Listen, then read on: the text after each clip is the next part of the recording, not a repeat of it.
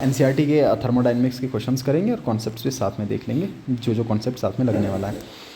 अच्छा, एक्सरसाइज का पहला सवाल आपका है और क्वेश्चन नंबर 1 आपका ये बोलता है that choose the correct answer. State functions के बारे में आपको करेक्ट इन्फॉर्मेशन निकालनी है। ठीक है, अब मैं लिख लेता हूँ जो बातें आपको लगनी है।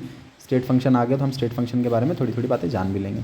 अच्छा, थर्मोडायनेमिक फंक्शंस की आप बात करोगे तो दो तरह के रहते हैं, एक state function and another one is path function.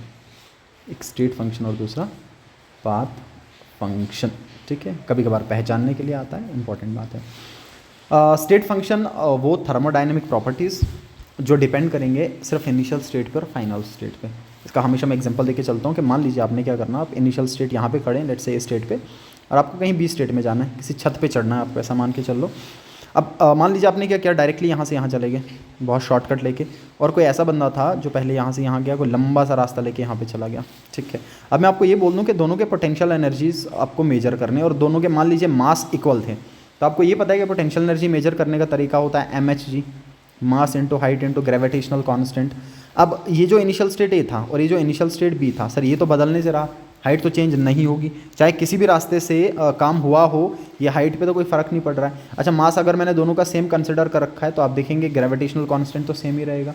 कुल मिला के इन दोनों का पोटेंशियल एनर्जी बराबर आएगा। यह डिपेंड नहीं करेगा कि किस रास्ते से चेंज आया था।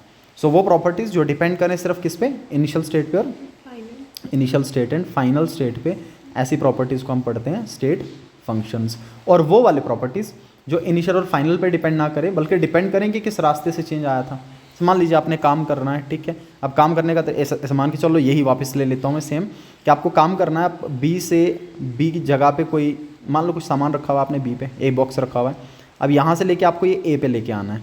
अब एक बंदे ने क्या किया, ऊपर गया बी पे और यहाँ से बॉक्स को नीचे फेंक दिया। अब दूसरे ने ऐसा किया, लंबा सा रास्ता लेके आया, यहाँ से यहाँ और फिर यहाँ तक आ गया। अब वर्क डन किसने ज़्यादा किया, ऑब्वियस है जो लंबा सा रास्ता लेके आया होगा। अब ये तो शॉर्टकट में आ गया, इसने काम कम किया। सो पाथ फंक्शंस वो जो सिर्फ डिपेंड करेंगे किस पे, पाथ पे, कि किस रास्ते से चेंज आया है। ठीक है ना, इनिशियल और फाइनल पे डिपेंड नहीं करेंगे। आपको दो चीज़ें याद रखनी है सिर्फ पाथ फंक्शन में, एक क्यू एंड एक डब्ल्यू। क्यू एंड डब्ल्यू ये इंपॉर्टेंट बात है इसमें, क्यू एंड डब्ल्यू। ठीक है, सो क्यू एंड डब्ल्यू आपको याद रखना, दो चीज़ें। अच्छा, एक और इंपॉर्टेंट बात कि ये जो क्यू और डब्ल्यू होगा, इसके साथ में एक और बात याद रखेंगे आप, heat capacity. Heat capacity, heat capacity का मतलब भी हीट ही होता है, कितना हीट लगेगा किसी भी सबस्टांस के टेम्परेचर को 1 केल्विन से 1 डिग्री से बढ़ाने में, उसको हीट कैपेसिटी पढ़ते हैं। 3 चीज़ें याद रखनी है आपको। और इसके अलावा जितने भी आप फंक्शंस इस पूरे थर्मोडायनेमिक्स में पढ़ते हैं वो सब के सब आपके स्टेट फंक्शंस में आते हैं। जैसे इंटरनल एनर्जी हो गया आपका, एंथैल्पी हो गया, एंट्रोपी हो गया, गिब्स फ्री एनर्जी हो गया, एटसेट्रा, ये सब के सब state function, temperature, pressure, volume, सब के सब।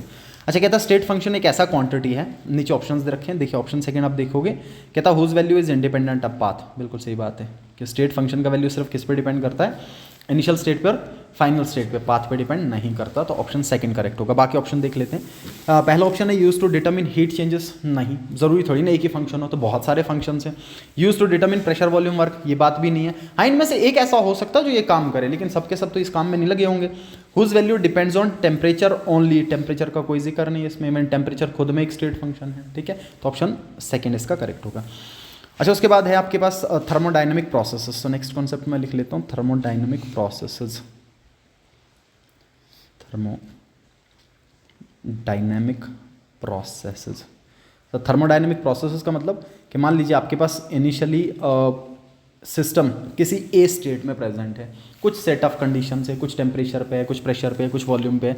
अब आप चाहते हैं कि इसका थर्मोडायनेमिक स्टेट बदला जाए, तो उस थर्मोडायनेमिक स्टेट को बदलने के बहुत सारे तरीके होते हैं। उन तरीकों को थर्मोडायनेमिक प्रोसेसेस कहा जाता है, कि किस तरीके से थर्मोडायनेमिक्स के स्टेट्स के वैल्यूज या वेरिएबल्स में चेंज लाया जाए। इनमें पहली चीज़ मैं लिख के चलता हूँ, आइसोथर्मल प्रोसेस। ये खुद में नाम अपने आप को एक्सप्लेन कर रहा है, आइसोथर्मल प्रोसेस। आइसोथर्मल प्रोसेस का मतलब ऐसा प्रोसेस जहाँ आपने इनिशियल स्टेट से फाइनल स्टेट चेंज तो लाया लेकिन टेम्परेचर नहीं बदला। That means del T, change in temperature will be equal to 0। Initial भी वही था और फाइनल भी वही था, टेम्परेचर चेंज 0 होगा और किसी कांस्टेंट टेम्परेचर पे काम हुआ होगा। ठीक है, ये आ जाएगा आपका isothermal process. Number second, isobaric. Isobaric process का मतलब आपने काम तो किया, ऐसा काम किया कि कि थर्मोडायनेमिक स्टेट 1 से स्टेट 2 चला गया, लेकिन आपने एक चीज़ का खास ख्याल रखा कि प्रेशर को नहीं बदला। सो प्रेशर चेंज कितना 0, ये बार से याद रख लेना, बार प्रेशर का यूनिट होता है। तो डेल पी कितना 0, जितना इनिशियल प्रेशर उतना ही फाइनल प्रेशर हो जाएगा। ठीक है। नंबर 3, मान लो मैंने लिख लिया आइसोकोहरिक। बताइए आइसोकोहरिक से क्या समझ में आएगा? आइसोकोहरिक प्रोसेस का मतलब ऐसा प्रोसेस जिसमें वॉल्यूम चेंज ना हो, वॉल्यूम चेंज ना हो। सो डेल वी कितना आ जाएगा? Del V is equal to 0 के बराबर हो जाएगा। ठीक है, वो हो जाएगा आपका आइसोकोहरिक प्रोसेस। अच्छा, number 5 adiabatic. Adiabatic process. Sir adiabatic process कैसा प्रोसेस? एक ऐसा प्रोसेस जिसमें हीट एक्सचेंज सिस्टम और सराउंडिंग के बीच में अलाउड ना हो। हीट एक्सचेंज नहीं होना चाहिए सिस्टम और सराउंडिंग के बीच में। सो डेल क्यू या simply Q is equal to 0, Q is equal to 0। ठीक है ना, ध्यान में रखिएगा डेल क्यू या क्यू इज इक्वल टू 0, क्योंकि एनसीईआरटी ने डेल्टा लगाया नहीं, स्टेट फंक्शंस के साथ ही जनरली डेल्टा लगता है। क्यू एक पाथ फंक्शन है तो इसलिए एनसीईआरटी लगाना प्रेफर नहीं करता, बट दोनों चीज़ों का एक ही मतलब होगा। अच्छा, नंबर 5 एक और important, cyclic process. Cyclic process ये इंपॉर्टेंट है, ये आपको ध्यान में रखना है। ऐसा प्रोसेस जिसमें इनिशियल स्टेट और फाइनल स्टेट सेम हो। साइक्लिक खुद में नाम बता रहा है कि आप मान लीजिए यहाँ से स्टार्ट किए, ए से बी पे आए, बी से आप सी पे आए, सी से आप डी पे आए और डी से फिर आप ए पे आ गए। तो ये जो प्रोसेस आपका होगा, ये जो कंप्लीट प्रोसेस है जहाँ ए से स्टार्ट करने के बाद आप फिर से ए पे आए, this is known as cyclic process. अच्छा, मुझे ये बताइए साइक्लिक प्रोसेस में आपके स्टेट फंक्शंस का वैल्यू क्या होगा? सर क्योंकि साइक्लिक प्रोसेस में इनिशियल स्टेट और फाइनल स्टेट सेम है, तो सारे के सारे स्टेट फंक्शंस का वैल्यू 0। इसमें स्टेट फंक्शन का वैल्यू कितना हो जाएगा? 0। और पाथ फंक्शन का ये हो सकता है 0 हो सकता नहीं, सो पॉसिबल नहीं है हर बारी के 0 ही होगा। ठीक है ना, क्योंकि वो वैरी कर सकते हैं, बट स्टेट फंक्शंस का वैल्यू 0 होगा क्योंकि वो इनिशियल और फाइनल स्टेट पे डिपेंड करते हैं। अच्छा, सवाल आपका ये कि एक प्रोसेस जो एडियाबैटिक कंडीशंस में हो रहा है, बताइए एडियाबैटिक कंडीशन में अगर कोई प्रोसेस है तो उस प्रोसेस में क्या चीज़ आपकी करेक्ट होगी? तो क्यू इज इक्वल टू 0। ठीक है ना, डेल्टा नहीं लगा रखा, बट ये ध्यान में रखिएगा कि there is no net exchange of heat between system and surrounding. System और सराउंडिंग के बीच में हीट एक्सचेंज नहीं होगा। और क्यू में चेंज ना आए इसके लिए टेम्परेचर वैरी करता है। ये एक बहुत इंपॉर्टेंट बात है कि जो एडियाबैटिक प्रोसेस होगा वो आइसोथर्मल हो ऐसा ज़रूरी नहीं है, लेकिन जो आइसोथर्मल हो एडियाबैटिक होगा ही होगा। ठीक है। अच्छा, नंबर नेक्स्ट पॉइंट इज 5.3। ये बहुत इंपॉर्टेंट बात, अब इसके साथ में मैं एक फॉर्मूला भी लिख दूंगा फिर। सवाल आपके पास ये है, the enthalpy of all the elements in their standard states. अच्छा, पहली बात तो मैं लिख लेता हूँ कि स्टैंडर्ड स्टेट्स का क्या मतलब होगा। तो स्टैंडर्ड स्टेट का मतलब होगा मोस्ट प्योर स्टेट मान लीजिए आप, या most stable state, pure and most stable state, pure and most stable state. Thermodynamics के अकॉर्डिंग जो सबसे स्टेबल स्टेट होगा, किसी भी एलिमेंट का हो या किसी भी कंपाउंड का हो, उसको हम स्टैंडर्ड स्टेट पढ़ लेंगे। ठीक है, इसको हम स्टैंडर्ड स्टेट पढ़ लेते हैं। अच्छा, स्टैंडर्ड स्टेट में लाइक मैं ऐसा लिख लूँ, फॉर एग्जांपल मान लीजिए मैं कार्बन लिख लूँ। आपको पता है कार्बन बहुत सारे फॉर्म्स में एग्जिस्ट करता है, पर जो कार्बन का ग्रेफाइट फॉर्म है, जो ग्रेफाइट एलोट्रॉपिक फॉर्म कार्बन का है, ये सबसे स्टेबल फॉर्म है और ये सबसे स्टैंडर्ड स्टेट आपका होगा। जब कभी भी आपको कार्बन के रिएक्शन करवाने तो आप हमेशा ग्रेफाइट लिख के चलते हो, डायमंड लिख के नहीं चलोगे या बकमिस्टर फ्लोरीन्स लिख के नहीं चलोगे, ग्रेफाइट लिख के चलोगे। ये सबसे स्टेबल स्टेट है। मान लीजिए फास्फोरस है, आपका जो वाइट फास्फोरस होगा वो फास्फोरस का सबसे स्टेबल स्टेट होता है, स्टैंडर्ड स्टेट। या मान लो सल्फर है, रोम्बिक सल्फर, रोम्बिक सल्फर सबसे स्टेबल, ये एलिमेंटल फॉर्म की बात की मैंने। मान लो मॉलिक्यूल्स की बात करना चाह रहे हो, सो लेट से मैंने वाटर लिख दिया, H2O। बताओ वाटर आपको किस जनरल फॉर्म में मिलता है? लिक्विड में। सो इस फॉर्म में लिखा तो स्टैंडर्ड स्टेट है। अगर मैं गैस लिख लूँ तो स्टैंडर्ड स्टेट नहीं होगा। अच्छा, किन्हीं भी एलिमेंट्स का, क्योंकि इसने एलिमेंट्स की बात की है तो मैं मॉलिक्यूल इस क्वेश्चन में नहीं लगा रहा हूँ, अदरवाइज मैंने स्टैंडर्ड स्टेट दिखाने के लिए लिखा है सिर्फ। किसी भी एलिमेंट का जो एंथैल्पी होगा स्टैंडर्ड स्टेट में वो 0 के बराबर होता है। ये बहुत इंपॉर्टेंट बात, किसी भी एलिमेंट का एंथैल्पी स्टैंडर्ड स्टेट उसके सबसे, इसलिए उसको स्टैंडर्ड स्टेट कहा जाता है कि उसमें एंथैल्पी जो होगा वो कितना होगा? 0 हो जाएगा, इसलिए स्टैंडर्ड स्टेट है। अच्छा, उसके बाद आगे आपका डेल यू नॉट दे रखा है। ठीक है, अब इसके लिए आपको क्या करना पड़ेगा? इसके लिए आपको एंथैल्पी इक्वेशन ध्यान में रखना पड़ेगा। एंथैल्पी इक्वेशन, इससे सवाल बनते हैं। एंथैल्पी इक्वेशन, एंथैल्पी का मतलब होता है heat content of system. Enthalpy का मतलब होगा कि कितना सिस्टम हीट एब्जॉर्ब या रिलीज कर सकता है कॉन्स्टेंट वॉल्यूम पे। ये बहुत इंपॉर्टेंट बात, ही मैं सामने लिख देता हूँ। एंथैल्पी चेंज का मतलब del H, sorry constant pressure पे, del H is equal to Q P. Del H का मतलब कितना सिस्टम हीट एब्जॉर्ब करेगा या कितना सिस्टम हीट रिलीज करेगा कॉन्स्टेंट प्रेशर पे। ये बहुत इंपॉर्टेंट बात, heat content of system constant pressure पे इसको डिफाइन किया जाता है। अच्छा, एंथैल्पी का फॉर्मूला आप लिखते हैं, del H is equal to del U plus del N G R T. del H is equal to del U plus del Ng RT, where del H is enthalpy change and del U is internal energy change, del N G is change in gaseous moles, और वो किसके बराबर होंगे, product mole minus reactant mole. R is universal gas constant और T आ गया आपका temperature. अच्छा मान लीजिए मैं ऐसा कर दूं कि मैं डेल यू ना लिख के डेल यू नॉट लिख रहा हूँ और यहाँ पे भी डेल यू नॉट या थीटा सा बना दूं, इसको हम पढ़ते हैं स्टैंडर्ड वैल्यू। तो अगर मैंने डेल एच नॉट लिखा इसका मतलब स्टैंडर्ड एंथैल्पी चेंज। तो स्टैंडर्ड जब मैंने लिखा तो टेम्परेचर 298 केल्विन ये मैंने फिक्स कर दिया, ठीक है। और डेल यू नॉट जब लिखा मैंने तो डेल यू नॉट का मतलब कि स्टैंडर्ड इंटरनल एनर्जी चेंज, इसको भी मैं स्टैंडर्ड कंडीशंस पे डिफाइन कर, ठीक है। सो ये आ जाएगा आपका डेल यू। अच्छा बताइए जो इंटरनल एनर्जी चेंज है वो कितना दे रखा है, -x किलो जूल्स दे रखा है। आपको डेल एच का वैल्यू पूछा है। अब जरा मुझे ये बताना ध्यान से, मैं यहाँ से देख के आंसर बता दूंगा आपको। यहाँ से आपको 3 केस बनाने, इसको देखना इक्वेशन को। मुझे बताओ अगर तो डेल एन जी 0 हो जाए, अगर तो डेल एन जी, अब ये इक्वेशन नहीं पता है तो सवाल गया, आपको इक्वेशन याद होना चाहिए। Del H is equal to del U plus del N G R T, ठीक है। अगर डेल एन जी 0 तो बताओ ये पूरा वैल्यू 0, उस टाइम पे डेल एच किसके बराबर, डेल यू के बराबर। At that time del H will be equal to del U, ठीक है। नंबर सेकंड बताइए मुझे, अगर डेल एन जी पॉजिटिव हो, अगर del N G greater than 0 है, इसका मतलब इसका वैल्यू कुछ ना कुछ है। अगर इसका कुछ ना कुछ पॉजिटिव वैल्यू होगा तो मतलब मुझे डेल यू में कुछ प्लस करना पड़ रहा है तब जाके डेल एच के बराबर आ रहा है। तो उस टाइम पे कौन ज़्यादा होगा, डेल एच ज़्यादा होगा डेल यू से। और तीसरा केस अब आप समझ गए कि अगर del N G less than 0 हो तो इसका मतलब ये बड़ा होगा, उस टाइम पर डेल यू बड़ा होगा किससे, डेल एच से। यही चीज़ आपको देखनी है। कुल मिला के अगर मैं डेल एन जी निकाल लूँ तो काम हो गया। पूरे सवाल में अगर मैं del N G find out कर लूँ तो सवाल बन गया। बताइए डेल एन जी निकाल लेते हैं, तो ये डेल एन जी किसके बराबर आएगा। अब उसके लिए आपको बताया गया कंबस्शन ऑफ मीथेन, तो आपको जलाना आना चाहिए। बताइए जब मैं मीथेन का कंबस्शन करूँगा क्या बनेगा सर, CH4 + 2O2। आपको पता है जब भी हाइड्रोकार्बन जलाएंगे तो क्या बनेगा, कार्बन डाइऑक्साइड प्लस वाटर। ये लिख लिया मैंने, बैलेंस कर लूँगा तो हाइड्रोजन ये यहाँ पे 2 टाइम्स आ जाएगा, ठीक है। और ये हो गया अपना 2 to the 4, ठीक है, बैलेंस हो गया कंप्लीट। वाटर लिक्विड फॉर्म में, कार्बन डाइऑक्साइड गैस होगा, ऑक्सीजन गैस है, मीथेन भी गैस है। अब मैं डेल एन जी निकालूंगा। डेल एन जी किसके बराबर, प्रोडक्ट मोल माइनस रिएक्टेंट मोल। बताओ प्रोडक्ट के कितने मोल हैं, तो लिक्विड था 1 मोल कार्बन डाइऑक्साइड का, माइनस रिएक्टेंट के कितने मोल, 2 ऑक्सीजन के और 1 इसका 3, तो कितना होगा -2। बताओ अगर ये -2 होगा, या क्या -2 आपका, ठीक है ना, -2 नेगेटिव में आ रहा है, मतलब नेगेटिव के टाइम पे क्या हो जाएगा, डेल यू डेल एच से बड़ा होगा। डेल यू क्या हो जाएगा, डेल एच से बड़ा, ठीक है। तो कौन सा आ जाएगा, ये वाला डेल यू की तरफ है, ओके, डेल यू बड़ा होगा, ये ऑप्शन आपका करेक्ट होगा, ठीक है। सेम सवाल एग्जाम्पलर में भी मिलेगा आपको, सेम पैटर्न पे एग्जाम्पलर में भी एक सवाल दे रखा है, वो वहाँ पे भी आप देख लीजिएगा। अच्छा उसके बाद क्वेश्चन नंबर 5, ये भी बढ़िया सवाल है, बहुत बार आता भी है, इंपॉर्टेंट क्वेश्चन है, 3 मार्क्स में आता है बहुत बार। कहते हैं the enthalpy of combustion of methane, graphite and dihydrogen are this and this, ठीक है। आप इसको 2 तरीके से अप्रोच करते हैं, मैं सिंपल तरीके से आपको अप्रोच सिखा देता हूँ, ध्यान से देखना। आपको पूछा गया सवाल में enthalpy of formation of methane, ठीक है, थर्मोकेमिस्ट्री की बात कर रहे हैं, थर्मोकेमिस्ट्री का पोर्शन होता है जहाँ एंथैल्पी चेंजेस की बात कर लेता है। आपको एंथैल्पी ऑफ फॉर्मेशन निकालना है, ठीक है। अब इसमें मैं एक चीज़ सिखा देता हूँ आपको कि एंथैल्पी ऑफ फॉर्मेशन निकाला कैसे जाता है। जैसे पहली बात तो एंथैल्पी ऑफ फॉर्मेशन का मतलब क्या होगा। एंथैल्पी का मतलब मैं फिर से बता रहा हूँ, एंथैल्पी का मतलब हीट कितना एब्जॉर्ब होगा या कितना रिलीज होगा कांस्टेंट प्रेशर पे जब कोई काम हो रहा है। जब भी कोई काम कांस्टेंट प्रेशर पे हो रहा है उस टाइम पे कितना हीट एब्जॉर्ब या कितना रिलीज होगा, that is known as enthalpy change. अब सामने लिखा हुआ है फॉर्मेशन, इसका मतलब काम हो रहा है किसी के फॉर्मेशन का।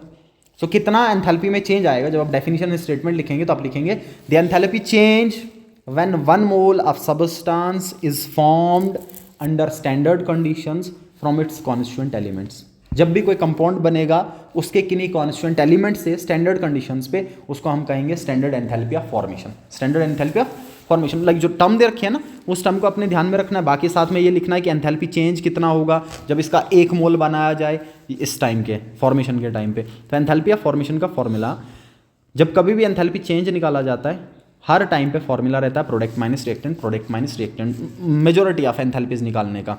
लेकिन जब फॉर्मेशन की बात करते हैं, हम स्टार लगा लेते हैं इस पर, enthalpy of formation is equal to enthalpy of reactants minus enthalpy of products. This is important, this is very very important. ये फॉर्मूला आपको हमेशा याद रखना है कि जब भी एंथैल्पी ऑफ फॉर्मेशन की बात करेगा, एंथैल्पी ऑफ फॉर्मेशन बराबर होगा reactant minus product, reactant minus product, ठीक है जी। अच्छा अब आपको रिएक्टेंट माइनस प्रोडक्ट पहचानना है। अब उसके लिए आपको करना क्या है, जब कभी भी ऐसा सवाल आएगा जिसका फॉर्मेशन पूछा है, पहले उसका फॉर्मेशन आपको करके दिखाना है। पहले आपको उसके लिए इक्वेशन बनाना है। बताइए आपको मीथेन बनाना है, जरा मुझे बताइए मैं मीथेन कैसे बनाऊंगा। मैं लिखूंगा मीथेन कहाँ से बना होगा, ये CH4 मेरे को बनाना है, CH4 बनाना है। कहाँ से बना होगा, इसके कॉन्स्टिट्यूएंट एलिमेंट्स पकड़ना, कौन कौन है इसका कॉन्स्टिट्यूएंट एलिमेंट, एक कार्बन और दूसरा हाइड्रोजन। अच्छा कार्बन का स्टेबल फॉर्म ग्रेफाइट, तो मैं लिखूंगा सी और साथ में जी, ग्रेफाइट में लिया मैंने। हाइड्रोजन का स्टैंडर्ड फॉर्म H2 गैस, ठीक है ना। अब कितने मोल लग रहे हैं उस हिसाब से लिखूंगा मैं, कितने लग रहे हैं 4, तो यहाँ पे कितना लिखना पड़ेगा 2। मैं 4H नहीं लिख सकता, वो स्टैंडर्ड फॉर्म नहीं था इसका, इस फॉर्म में लिखना है। कभी कभार ऐसा भी दे देता है कि बताइए कौन सा इक्वेशन स्टैंडर्ड फॉर्म में नहीं है, तो आपको पहचानना आना चाहिए कौन सा स्टैंडर्ड फॉर्म में कौन सा नहीं होगा। ये मैंने लिख दिया, ओके, ये बात मैंने कंप्लीट कर दी। अब देखना ध्यान से, अब बगैर इक्वेशन बनाए मैं सवाल आपको बता देता हूँ कि आपको कैसे सॉल्व करना है। ज़रा मुझे ये बता दो, एंथैल्पी ऑफ फॉर्मेशन का फॉर्मूला क्या था, रिएक्टेंट्स माइनस प्रोडक्ट्स, ठीक है। रिएक्टेंट क्या आ गया आपके पास सर, एक तो ग्रेफाइट आया और दूसरा हाइड्रोजन आया, और प्रोडक्ट क्या आ गया आपके पास, मीथेन आ गया। अब ऊपर सवाल में पढ़ो, इन सब के वैल्यूज दिए हैं, देखिए ये enthalpy of combustion of methane, इसका वैल्यू दे रखा है, ग्रेफाइट इसका वैल्यू दे रखा है, और डाइहाइड्रोजन इसका भी वैल्यू दे रखा है। बस चेंज क्या करना है आपको, जरा चेंज सुनना, आपको चेंज कहाँ पे करना है और क्या चेंज करना है। इन तीनों के वैल्यूज दे रखे हैं, मैं वैल्यूज पुट कर सकता हूँ। देखो मैं यहाँ पे पुट करूँगा तो मैं क्या लिखूंगा, enthalpy of formation of CH4 will be equal to graphite का एंथैल्पी। जरा बताइए ग्रेफाइट का एंथैल्पी दूसरे नंबर पे कितना वैल्यू दे रखा है, -393.5 लिख दिया मैंने, ठीक है। प्लस अब मजे वाली बात ये कि सवाल में जब भी वैल्यूज देगा वो स्टैंडर्ड स्टेट के लिए देगा। स्टैंडर्ड स्टेट का मतलब होता है 1 मोल के लिए देगा। जरा मुझे बताइए डाई हाइड्रोजन लिख रखा है, डाई हाइड्रोजन के लिए वैल्यू कितना दे रखा है, -285.8, लेकिन मेरे को कितने हाइड्रोजन लग रहे हैं, 2। इसका मतलब ये होगा कि जो वैल्यू दिया है उसको मुझे कितने से मल्टीप्लाई करना पड़ेगा, 2 से मल्टीप्लाई करना पड़ेगा। तो मैं क्या लिखूंगा, 2 × -285.8, ये आ जाएगा। ये बहुत इंपॉर्टेंट बात, इतना सा आपको ख्याल रखना है कि जो भी आपको एक से ज़्यादा मोल रिक्वायर्ड लग रहे हैं उनसे मल्टीप्लाई करना है वैल्यूज़ को, बाकी वैल्यूज सवाल में दी होती हैं। माइनस किसको करूँगा मैं, इसमें से माइनस कर दूंगा एंथैल्पी ऑफ मीथेन, कितना दे रखा है, -890.3। देखो मैंने माइनस तो लगाया फॉर्मूले का, और इसके साथ में खुद से माइनस था मैंने वो भी लगा दिया। अब जब मैं ये सारा का सारा सॉल्व करूँगा, एंथैल्पी ऑफ फॉर्मेशन, क्योंकि मैंने पहले भी बच्चों को बहुत बार सॉल्व करवा रखा, तो इसका एंथैल्पी ऑफ फॉर्मेशन आता है -74.8। ये ऑप्शन 1 करेक्ट हो जाएगा। बट ये MCQ के फॉर्म में दे, ये ज़रूरी नहीं है। हाँ दे तो आपको डायरेक्ट याद होना चाहिए कि NCERT का था तो आंसर ये था, लेकिन अगर MCQ के फॉर्म में ना दे तो आपको सॉल्व करना पड़ेगा, ये आंसर आ जाएगा इसका, ठीक है। जैसे सीखने वाली बात क्या थी कि एंथैल्पी ऑफ फॉर्मेशन निकालने का तरीका, रिएक्टेंट माइनस प्रोडक्ट, और अगर किसी रिएक्टेंट में या प्रोडक्ट में एक से ज़्यादा मोल लग रहे हैं तो आपको क्या करना पड़ेगा, जो वैल्यूज़ दिए हैं उनको उतने मोल से मल्टीप्लाई करना पड़ेगा जितना मोल लग रहा है सवाल में आपको, ठीक है ना। तो ये हो जाएगा आपका इस तरीके से। अच्छा, ये आएगा आपका एंथैल्पी ऑफ फॉर्मेशन पे बेस्ड। उसके बाद नेक्स्ट सवाल आपका है, इसको बस यहाँ हटा लेता हूँ।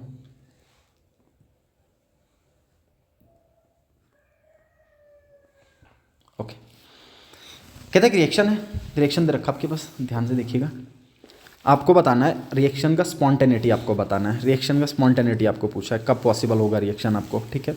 अच्छा, इसके लिए आपको गिब्स हेल्महोल्ट्ज़ इक्वेशन पता होना चाहिए। इट इज़ गिब्स इक्वेशन या Gibbs Helmholtz equation, Gibbs Helmholtz equation, ये इस पूरे थर्मो का सबसे लास्ट टॉपिक होता है, Gibbs Helmholtz equation. Gibbs free energy में आप ये पढ़ते हैं, गिब्स फ्री एनर्जी का मतलब होता है कि जितना भी सिस्टम के अंदर अवेलेबल अमाउंट ऑफ एनर्जी है उसमें से वो एनर्जी जो यूजफुल वर्क में कन्वर्ट हो सकता है, कि कितना एनर्जी है जिसको आप काम में ला सकते हो, जिसको आप वर्क में कन्वर्ट कर सकते हो, उसको गिब्स फ्री एनर्जी पढ़ते हैं। कितना एनर्जी जो काम में लाया जा सकता है, जिससे काम लिया जा सकता है, उसको गिब्स फ्री एनर्जी बोलते हैं। इसका मतलब गिब्स फ्री एनर्जी और वर्क डन दोनों बातें सेम ही है, हाँ बस दोनों में साइन ऑपोजिट होगा कि कितना एनर्जी, जितना गिब्स फ्री घटेगा उतना वर्क डन होगा, तो गिब्स फ्री ऑलवेज नेगेटिव होगा। अब जब आप प्रोसेस आपको स्पॉन्टेनियस चाहिए, मैं पहले इक्वेशन लिख लेता हूँ। सो इक्वेशन होगा आपके पास del G is equal to del H minus T del S। This is important, आप चाहो तो नोट लगा के स्टैंडर्ड फॉर्म में लिख सकते हो। Where del G is Gibbs free energy, del H is enthalpy change, T is temperature and del S is entropy change. del S आपका एंट्रोपी चेंज होगा। अच्छा, इस इक्वेशन से सबसे मोटी बात जो आपको पता चलती है वो है आपका स्पॉन्टेनिटी ऑफ रिएक्शन। देखिएगा ध्यान से, मैं del G के 3 फॉर्म्स लिख देता हूँ। अगर तो आपका del G नेगेटिव है, अगर तो del G नेगेटिव है तो प्रोसेस होगा स्पॉन्टेनियस।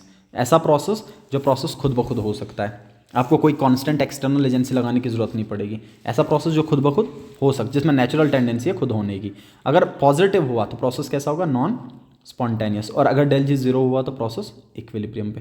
प्रोसेस कहाँ पे होगा, इक्विलिब्रियम। ये तीनों चीज़ें याद रखनी है आपको। और इसमें से सबसे इंपॉर्टेंट चीज़ है कि del G नेगेटिव होना चाहिए अगर आपको प्रोसेस स्पॉन्टेनियस चाहिए। अगर आपको चाहिए कि प्रोसेस रिएक्शन आपका खुद ब खुद हो, काम खुद ब खुद हो, कोई ऐसा काम है जो खुद ब खुद करना चाह रहे हैं, उसके लिए del G नेगेटिव होना चाहिए, ठीक है, तब जाके काम खुद ब खुद हो सकता है। अब इसके अलावा और क्या क्राइटेरिया होते हैं स्पॉन्टेनिटी के, मैं और भी साथ में लिख लेता हूँ। ये स्पॉन्टेनिटी के क्राइटेरिया, स्पॉन्टेनिटी क्राइटेरिया, ये बात ध्यान में रखिएगा। अल्टीमेट क्राइटेरिया ये है that del ji should be negative, ये सबसे अल्टीमेट क्राइटेरिया कि डेल जी शुड बी नेगेटिव।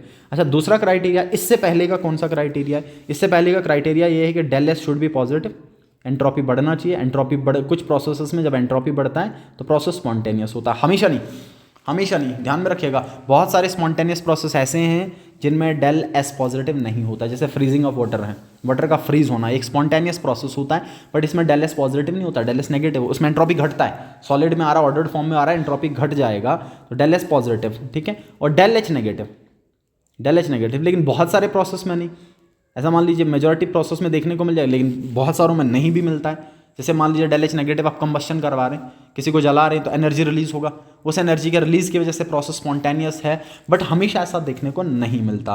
ये डेल एच नेगेटिव हमेशा नेगेटिव नहीं होगा। जैसे मान लीजिए हमेशा नेगेटिव कब नहीं होगा, आपने पानी को बॉयल करना है, वेपोराइजेशन करना, उस टाइम पे हीट लगता है, उस टाइम पे रिलीज नहीं होता, लेकिन वो प्रोसेस भी स्पॉन्टेनियस होता है आपका। अल्टीमेट क्राइटेरिया क्या है? डेल जी नेगेटिव होना चाहिए। इस बार भी था ये बाइएनुअल में, जेके बॉस को सवाल था कि बताइए जो डेल एस है क्या वो criteria of spontaneity her reaction के लिए होगा? हर रिएक्शन के लिए नहीं होगा, सिर्फ उन्हीं रिएक्शंस में जिनमें डेल एस पॉजिटिव होगा। बहुत सारे हैं जिनमें नेगेटिव हो जाएगा, लेकिन वो प्रोसेस स्पॉन्टेनियस होते हैं, और उसके लिए क्राइटेरिया क्या होता है? Del ji should be negative. ये मोस्ट इंपॉर्टेंट क्राइटेरिया आपका है। अच्छा, अब देखिएगा ध्यान से, आपको कुछ नहीं करना, आपको जितनी भी चीज़ें दे रखी हैं आपको बस इतना करना है कि डेल जी नेगेटिव आना चाहिए। आपको बस इधर उधर तामझाम करके डेल जी को नेगेटिव लाना है, और तब जाके आपका प्रोसेस स्पॉन्टेनियस होगा। अब देखो सवाल में क्या दे रखा है, बताओ। ये रिएक्टेंट है, देख लिया आपने, ये दोनों क्या है? प्रोडक्ट है। ये क्यू क्या है सर साथ में? क्यू का मतलब हीट, क्यू का मतलब, अच्छा बताओ, अगर हीट रिलीज हो रहा है तो मुझे ये बताओ, एक बात आपको समझ में आ गई, डेल एच कितना है? नेगेटिव। हीट रिलीज का मतलब एक्सोथर्मिक, और एक्सोथर्मिक का मतलब डेल एच इज नेगेटिव। ठीक है, एक बात मेरे को समझ में आ गई। बताइए दूसरी बात सवाल में दे रखी है कि एंट्रोपी चेंज कैसा है? पॉजिटिव है। बताओ, दोनों बातें आपको मिल गई। एंट्रोपी चेंज पॉजिटिव है, ये भी आपको मिल गया, और डेल एच नेगेटिव है, ये भी आपको मिल गया। मैं सिर्फ पुट करके डेल जी को नेगेटिव लाना चाह रहा हूँ, देखता हूँ कि आएगा नहीं आएगा। ठीक है, जरा मुझे बताइए, डेल एच आ गया आपका कितना? डेल एच आ गया नेगेटिव। ठीक है, मैं यहाँ पे नेगेटिव लिखूंगा, ध्यान से देखिएगा, इसको लिख दिया मैंने नेगेटिव। ठीक है, डेल एस कितना आ गया? पॉजिटिव, लिख दिया मैंने इसको पॉजिटिव। सही, इमेजिन करना अब, ये नेगेटिव ये पॉजिटिव। अब बताओ यहाँ पे बीच में क्या है? फॉर्मूले का माइनस भी तो है ना, बताओ प्लस माइनस कितना हो जाएगा? माइनस। अब ये भी माइनस और ये भी ओवरऑल माइनस, तो माइनस और माइनस प्लस, लेकिन साथ में साइन किसका रहेगा? माइनस। इसका मतलब ये इक्वेशन किसी भी टेम्परेचर, किसी भी पॉसिबल टेम्परेचर पे आप रख लीजिए, ये हमेशा स्पॉन्टेनियस होगा। तो ये पूछा गया है कि रिएक्शन क्या होगा? रिएक्शन पॉसिबल होगा किसी भी टेम्परेचर पे, किसी भी से मतलब है कि जो भी पॉसिबल टेम्परेचर हो सकता है, this will be the correct answer. ये पॉसिबल किसी भी टेम्परेचर पे हो सकता है स्पॉन्टेन, क्योंकि डेल जी क्या आ रहा है? हमेशा नेगेटिव आ रहा है अपना। This is very important, this is very very important, ये आपको ध्यान में रखना है। इसमें 6 केस बना सकते हैं आप। पहले दोनों को पॉजिटिव मान लीजिए, दोनों को नेगेटिव मान लीजिए, फिर एक को पॉजिटिव एक को नेगेटिव, फिर टेम्परेचर हाई टेम्परेचर लो करके आप बात कर सकते हैं। डिफरेंट इक्वेशन आप बना सकते हैं अगर आपको ये पता है ऑलरेडी। अच्छा, उसके बाद सवाल नंबर 7 कहता है एक प्रोसेस है जिसमें 701 जूल का हीट सिस्टम एब्जॉर्ब कर रहा है और 394 जूल्स का वर्क सिस्टम कर रहा है। ठीक है, अब आपको क्राइटेरिया पता होंगे, मैं साइन कन्वेंशंस लिख लेता हूँ। साइन कन्वेंशंस बताइए, साइन कन्वेंशंस में मुझे बताइएगा, अगर तो क्यू पॉजिटिव है, इसका क्या मतलब है सर? क्यू पॉजिटिव का मतलब है कि सिस्टम ने हीट एब्जॉर्ब किया था। सिस्टम ने हीट क्या किया था? एब्जॉर्ब बाई सिस्टम, इसलिए पॉजिटिव है। ठीक है, अच्छा अगर क्यू नेगेटिव है, इसका क्या मतलब है? सिस्टम ने हीट रिलीज किया था। ठीक, जैसे एक्सोथर्मिक में डेल एच नेगेटिव है, वैसे एक्सोथर्मिक में क्यू नेगेटिव है, तो released by the system, system ने हीट रिलीज किया था। ठीक है, अच्छा सिमिलरली अगर मैं सराउंडिंग के रेस्पेक्ट में बात कर लूँ तो आपको समझ में आना चाहिए कि क्यू पॉजिटिव का मतलब सिस्टम ने एब्जॉर्ब किया, तो सराउंडिंग ने लूज किया होगा उस टाइम पे, सराउंडिंग का घटा होगा। अच्छा अगर डब्ल्यू पॉजिटिव है तो इसका मतलब सिस्टम पे काम हुआ होगा, work done on the system, work done on the system. और अगर डब्ल्यू नेगेटिव है, नेगेटिव का मतलब ये होगा कि सिस्टम ने काम किया होगा, अपने इंटरनल एनर्जी की बेसिस पे काम किया होगा, इंटरनल एनर्जी घटा होगा तो डब्ल्यू भी नेगेटिव आएगा। सो उस टाइम पे work done by the system, work done by the system, ये ऑलरेडी बच्चों को पता होती है ये बात। ठीक है, अब देखिएगा, अब इसके बाद आपको क्या करना है? इसके बाद आपको फ्लॉट पता होना चाहिए। बताइए फ्लॉट क्या है? First law of thermodynamics, first law of thermodynamics. First law of thermodynamics का पहला स्टेटमेंट जो आपको पता होगा कि फर्स्ट लॉ को law of conservation of energy भी पढ़ते हैं, और इसके अकॉर्डिंग एक आइसोलेटेड सिस्टम का टोटल एनर्जी कंजर्व रहेगा। एक आइसोलेटेड सिस्टम का टोटल एनर्जी कंजर्व रहेगा, एक फॉर्म से दूसरी फॉर्म में कन्वर्ट कर सकते हैं, बाकी ख़त्म और डिस्ट्रॉय नहीं कर सकते, कोई नई नहीं बना सकते हैं, वो आपको चीज़ पता है। दूसरी इंपॉर्टेंट बात कि फर्स्ट लॉ ऑफ थर्मोडायनेमिक्स आपको एक मैथमेटिकल रिलेशन देता है जिससे आप इंटरनल एनर्जी चेंज निकाल सकते हैं। एक सिस्टम में कितना इंटरनल एनर्जी में चेंज आया होगा उस चीज़ को आप निकाल सकते हो। सो इसके according del U is equal to Q plus W, del u is equal to q plus w. This is very important equation. Internal energy change will be equal to sum of heat and work, q plus w के बराबर ये होगा, ठीक है।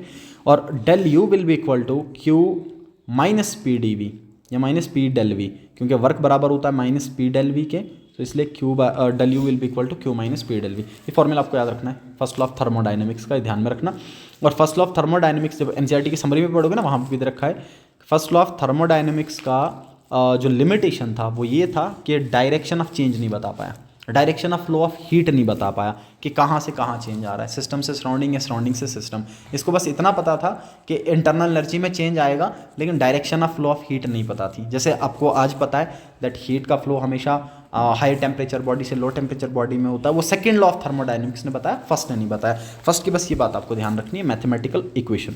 अब मैं इसको लगा सकता हूँ, देखो कहता है 701 जूल हीट एब्जॉर्ब किया सिस्टम ने, तो इसका मतलब सिस्टम ने जब हीट एब्जॉर्ब किया तो क्यू कितना आएगा, पॉजिटिव। तो बताओ क्यू की जगह पे कितना वैल्यू पुट करूंगा मैं, तो यहाँ पे लिखूंगा मैं del U is equal to Q, Q कितना आएगा 701, ठीक है। अच्छा उसके बाद प्लस डब्ल्यू, प्लस में लिखता हूँ ऐसे ही फॉर्मूले का जैसा था, इसको मैं चेंज नहीं कर रहा हूँ। आगे देखिएगा कहता 394 joules of work is done by the system. Now when work is done by the system it is always negative. So अगर सिस्टम ने काम किया होगा तो ये कितना आएगा, नेगेटिव। तो मैं क्या करूँगा, सिर्फ ये जो दे रखा है इसको लिखूंगा -390, इतना करना है मेरे को, ठीक है ना। उसके बाद माइनस कर लीजिए, जो आंसर आएगा वो आएगा चेंज इन इंटरनल एनर्जी, सही है ना। इसको माइनस करके जो आंसर बनेगा वो इंटरनल एनर्जी में चेंज आ जाएगा आपका। इस जैसा सवाल है फर्स्ट लॉ ऑफ थर्मोडायनेमिक्स पे। अच्छा जी, उसके बाद 5.8 ये बता दीजिए। कहते एक रिएक्शन है साइनामाइड का, ये दे रखा है NH2CN सॉलिड फॉर्म में दे रखा है, ठीक है ना, लिख रखा है।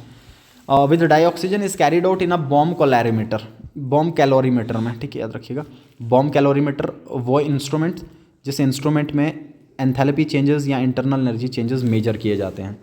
ये बॉम्ब कैलोरीमीटर जैसे मान लीजिए थर्मामीटर होता है टेम्परेचर चेंज को निकालने के लिए कि कितना टेम्परेचर है, टेम्परेचर को मेजर करने के लिए। सिमिलरली ये बॉम्ब कैलोरीमीटर है, बॉम्ब कैलोरीमीटर कैलोरीज एनर्जी का यूनिट होता है, एंथैल्पी का यूनिट होता है। ये यूज़ होता है किस चीज़ को मेजर करने के लिए, यूज टू मेजर, ऐसे इंस्ट्रूमेंट्स हैं, ऐसे मशीन्स हैं जो मेजर करते हैं एंथैल्पी में चेंज, इंटरनल एनर्जी में change, del H del U निकालने के लिए यूज़ हो जाते हैं, ठीक है। Del U was found to be, इतने कैलकुलेट दी एंथैल्पी चेंज। अब देखिए सवाल में क्या दे रखा है, डेल यू दे रखा है और आपको डेल एच निकालना है। अब अभी ऊपर मैंने फॉर्मूला पढ़ाया था, सेम फॉर्मूला वापस आ रहा है। डेल एच निकालना है, डेल यू दे रखा है। बताओ डेल एच किसके बराबर था, del H is equal to del U plus del N G R T, मैंने अब भी लिखा था del H is equal to del U plus del N G R T. मुझे पता इस पूरे सवाल में सिर्फ टास्क क्या है, डेल एन जी निकल जाए, डेल एन जी निकल जाए, बाकी सब चीज़ें दे रखी हैं। बताओ डेल एन जी किसके बराबर, product gaseous mole minus reactant gaseous mole. बताओ ये गैस नहीं है, मैंने कट कर दिया, ये गैस है, कितना मोल आ गया, 1 मोल। ये भी गैस है, 1 मोल, ठीक है। अच्छा रिएक्टेंट में ये गैस है, कितना आ गया 3/2।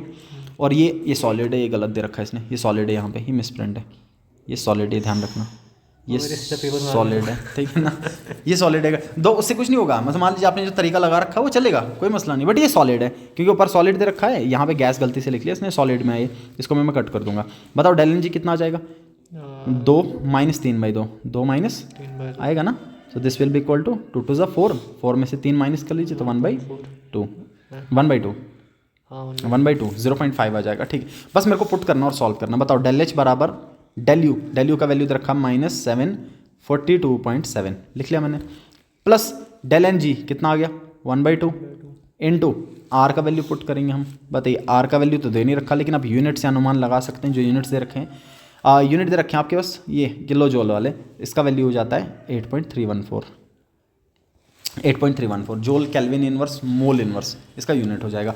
मल्टीप्लाई बाय टेम्परेचर कितना दे रखा है 298 केल्विन, ठीक है। बस इनको मल्टीप्लाई करना है और जो आएगा वैल्यू इसमें से माइनस करना है, सॉल्व कर लेना तो काम बन जाएगा। ये डेल एच को निकालने का तरीका, इंपॉर्टेंट सवाल है, टू द पॉइंट सवाल है, ऐसा कोई टफ सवाल नहीं है। डेल एन जी निकालना है तो काम हो जाएगा, ठीक। इक्वेशन याद होनी चाहिए, मगर मेन चीज़ ये है, मान लो इक्वेशन ही ना याद हुई एग्जाम में बाकी सब कुछ पता हुआ, आर पता है क्या चल रहा है, टी भी पता है, डेल यू भी पता है, इक्वेशन ही नहीं याद आ रही है, तो इसका तो फिर कुछ नहीं हो सकता। अच्छा जी, उसके बाद सवाल है आपका हीट कैपेसिटी पे। तो मैं हीट कैपेसिटी का कॉन्सेप्ट आपको दे देता हूँ। हीट कैपेसिटी याद रखना है आपको। हीट कैपेसिटी का मतलब कितना हीट लगेगा किसी भी सबस्टांस के टेम्परेचर को 1 डिग्री से बढ़ाने में। ठीक है, किसी भी सबस्टांस के 1 डिग्री से टेम्परेचर को बढ़ाने में कितना हीट लगेगा उसको हीट कैपेसिटी कहेंगे। And heat capacity will be equal to Q upon del T. This is important, Q upon del T, ये हीट कैपेसिटी को निकालने का फॉर्मूला होता है, that is C is equal to Q upon del T. अच्छा, heat capacity दो तरह का सर, एक तो molar heat capacity, molar heat capacity, और दूसरा specific heat capacity. Specific heat capacity, molar heat capacity का मतलब पर मोल सबस्टांस का टेम्परेचर 1 डिग्री से बढ़ाने में कितना हीट लगेगा, और स्पेसिफिक का मतलब पर ग्राम बढ़ाने का कितना लगेगा। तो मोलर खुद में बता रहा है पर मोल का हीट कैपेसिटी, और इसका मतलब पर ग्राम का हीट कैपेसिटी, पर ग्राम का हीट कैपेसिटी। अब देखना फॉर्मूला आप खुद बना दोगे। सर मुझे बताइए मोलर हीट कैपेसिटी लिखना, मैंने सीएम लिख लेता हूँ मैं। मोलर हीट कैपेसिटी होगा हीट कैपेसिटी पर मोल, हीट कैपेसिटी किसके बराबर था, क्यू अपॉन डेल टी, तो मैंने लिख दिया क्यू अपॉन डेल टी। पर मोल साथ में आ रहा है, इसका मतलब मुझे डिवाइड में क्या लिखना पड़ेगा, मोल, लिख दिया मैंने। अच्छा, स्पेसिफिक हीट कैपेसिटी किसके बराबर, सी एस लिख लेता हूँ मैं, इसको स्मॉल एस सी से भी लिख लेते हैं, दैट इज हीट कैपेसिटी पर ग्राम। तो मैंने हीट कैपेसिटी लिख लिया क्यू अपॉन डेल टी, और पर ग्राम के लिए क्या लिखूंगा मैं, एम, मास ग्राम्स में हो जाता है। ठीक है, 2 चीज़ें आ गई आपकी, ये 2 चीज़ें आपको ध्यान में रखनी है। अच्छा, इसी चीज़ को अगर कांस्टेंट प्रेशर पे लिख के चले बच्चा, मान लीजिए आप इसी चीज़ को कांस्टेंट प्रेशर पे लिखना चाह रहे हैं, मैं ऐसा लिखूंगा, फिर मैं लिख लूँगा इसी को, पूरे इक्वेशन को, C P, that is heat capacity at constant pressure. मान लो मैं लिखा सी पी एम, इसका क्या मतलब होगा कि molar heat capacity at constant pressure, molar heat capacity at constant pressure, constant pressure पे मोलर हीट कैपेसिटी। अच्छा, ये जो कांस्टेंट प्रेशर पे मोलर हीट कैपेसिटी है ना, जो सीपी है, ये बराबर होता है डेल एच के, ये आपको याद रखना है, this is very very important. ठीक है, और अगर मैं लिख लूँ सी वी, बताओ इससे क्या समझ में आ रहा है, molar heat capacity at constant volume, और ये बराबर होता है डेल यू के। ये दोनों इक्वेशन याद रखोगे फिर रिलेशन बन जाएगा आगे। ये बराबर हो जाता है, ये पढ़ भी रखा क्लासेस में बच्चा पढ़ता है इसको, ये क्यू पी के बराबर होता है और ये क्यू वी के बराबर होता है। सो सी पी डेल एच के बराबर और सी वी डेल यू के बराबर, और उसके बाद जब दोनों का रिलेशन आप देखोगे ना, तो रिलेशन आ जाता है C P minus C V is equal to N R. C P minus C V is equal to N R, एक मोल के लिए सिंपली आर लिखेंगे, अगर मोल एक से ज़्यादा है तो एन आर लिखेंगे, and C P upon C V is equal to gamma, ये भी हम लिखते हैं, इसको मेयर्स फॉर्मूला पढ़ते हैं, C P upon C V is equal to gamma, gamma atomicity की इन्फॉर्मेशन देता है आपको। ठीक है, अभी तो इतना नहीं लगना आपको, जो मोटी मोटी चीज़ें लग रही हैं फिलहाल वो ध्यान में रख लीजिएगा। बाकी एग्जाम्पलर पे सवाल देखोगे तो C P minus C V वाला भी एक रिलेशन आपको लग जाएगा, वहाँ पे एक सवाल दे रखा है। अच्छा, क्या होता है मतलब, सी पी का मतलब heat capacity at constant pressure, मतलब कितना हीट लगेगा किसी भी सबस्टांस के टेम्परेचर को 1 डिग्री से बढ़ाने में कांस्टेंट प्रेशर पे, प्रेशर नहीं बदलना है आपको, हो गया कांस्टेंट वॉल्यूम पे, हाँ कांस्टेंट वॉल्यूम पे कितना होगा। अच्छा, अब सवाल में इधर कहता है calculate the number of kilojoules of heat. ठीक है, मेरे को ये समझ में आ गया कि मुझे क्यों निकालना है। ठीक है ना, इतनी सी बात मेरी समझ में आ गई कि क्यों निकालना है मेरे को। अच्छा, आगे दे रखा है to raise the temperature of 60 gram of aluminium from इतने टू इतने, और मोलर हीट कैपेसिटी दे रखा है, मतलब मुझे मोलर हीट कैपेसिटी का फॉर्मूला पुट करना है। ठीक है ना, देखना ध्यान से, मोलर हीट कैपेसिटी किसके बराबर, हीट कैपेसिटी पर मोल, और हीट कैपेसिटी खुद में किसके बराबर, क्यू अपॉन डेल टी, और साथ में पर मोल, डिवाइड में मैंने मोल लिख दिया। ठीक है, अच्छा बताइए आपको क्यू निकालना है। सर मुझे बताइए यहाँ से क्यू कितना आ जाएगा, क्यू बराबर हो जाएगा N into del T into C M होगा, N into del T into C M. बताओ सवाल में सी एम दे रखा है, मोलर हीट कैपेसिटी दे रखा है, सवाल में टेम्परेचर दे रखा है, नहीं टेम्परेचर चेंज निकालना है अपने को। बताओ किसके बराबर आएगा टेम्परेचर चेंज, 35 से लेके 55 जा रहा है, तो डेल टी किसके बराबर हो जाएगा, 55 माइनस 35।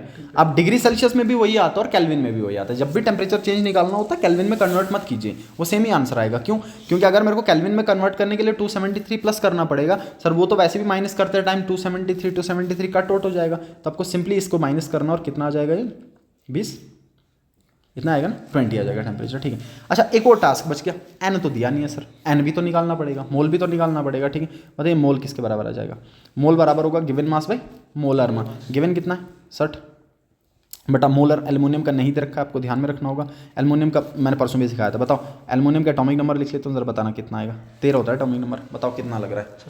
27 आएगा, बहुत अच्छा। ठीक है, मैंने परसों भी बताया था कि अगर ऑड नंबर वाले चलेंगे, ये यूनिवर्सल ट्रिक नहीं है बट ऐसे जनरली चलता है एलिमेंट्स में, अगर ऑड एटॉमिक नंबर होगा तो एटॉमिक मास में मल्टीप्लाई बाई 2 करके +1 कर देना बस। तो 13 का डबल करके 1 कर दिया तो 27 आ जाएगा। तो आ जाएगा डिवाइडेड बाई 27, 27 दूने 54, 2.2 के आसपास आ जाएगा ये, 2.2 के आसपास आ जाएगा। फिर मैं पुट करूँगा यहाँ पे, बताओ क्यू किसके बराबर आएगा।